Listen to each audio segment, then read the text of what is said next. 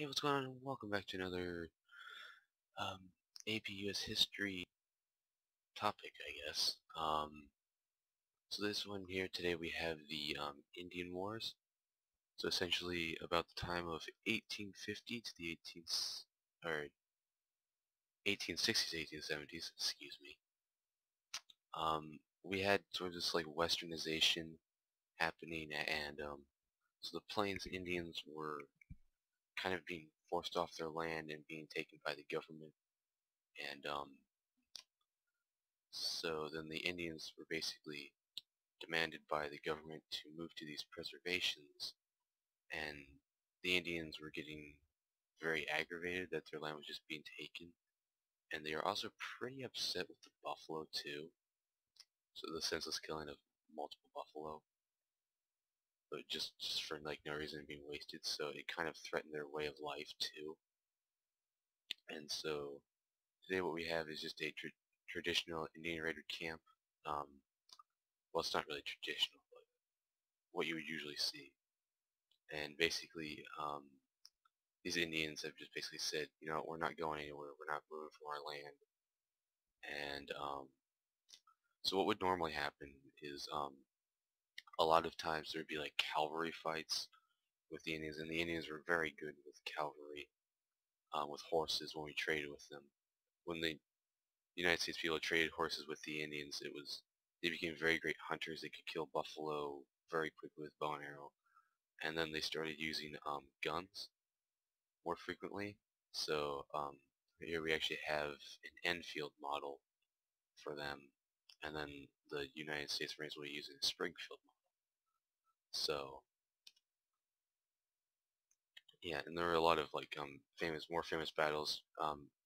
The main cause was because gold rushes and railroads were being built. Um, because of the gold rushes, railroads were being built. So like people were really like pro transcontinental railway, so the government basically had to like move the Indians around as they built these railroads, and it caused a lot of chaos and problems. And there's over 200 plus separate Indian tribes. So let's go ahead and get started with the battle. Oops, that's not what I wanted. This mod was actually recently updated. Make ready. So I'm excited to see what's ready and awaiting order. So that flank's open. That flank's gonna go ahead and open up. That flank's gonna open up, and this flank has Retreat. So the Indians are kind of in chaos right now. Oh wow, they're getting slaughtered. These red silhouettes are like, who's dead? And then there's their weapons.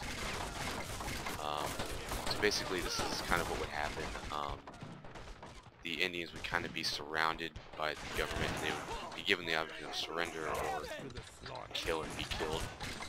And Indians were pretty successful half of the time, and then half the time they weren't. It's kind of like a coin toss, whether or not they would win or lose the fight. And it would really come down to just like numbers and the skillfulness of them. These guys are going to try to make a run for it. Don't stop and reload. It's the worst thing.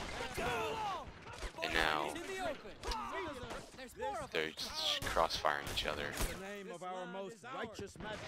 And so yeah, that's basically what happened. They kind of just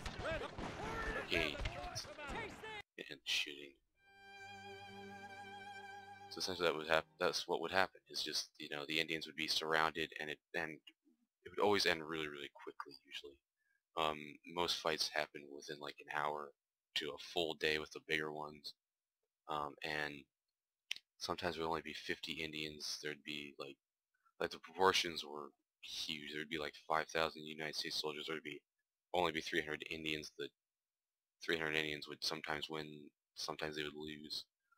Again, it just came down to the cavalry skills, and horseback riding was a huge factor, which led to a lot of just skirmishes across the western front. So like west of Oklahoma, basically those areas because Oklahoma was actually an eastern. It's considered an eastern preservation, and it's more of a peaceful one. Okay, whatever. And so yeah, that's it for the video, guys. I hope you guys enjoyed. Possibly my last video. Possibly. Let's hope not. Guys, I'll see you guys later.